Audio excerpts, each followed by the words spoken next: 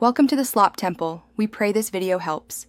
In this video, I will explain how to calculate brick volume. To begin, you'll need to understand the fundamental principle of volume, which is simply length multiplied by width multiplied by height. It's crucial to measure your brick's dimensions accurately, ensuring all measurements are in the same unit, like inches or centimeters. This foundational step is key for precise calculations, especially when planning for larger projects.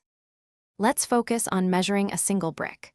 A common brick size is about 8 inches long, 3 5/8 inches wide, and 2 1/4 inches high.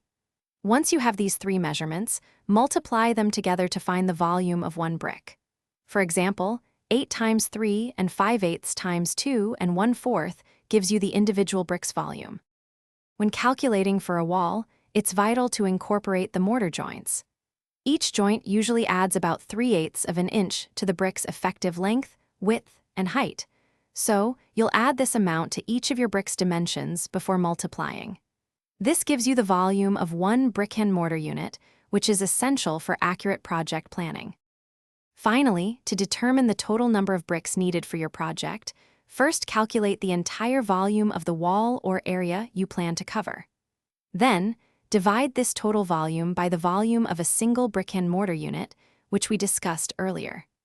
This method offers a reliable estimate, helping you purchase the correct quantity of materials for your construction. Thanks for watching. Consider subscribing if we helped you.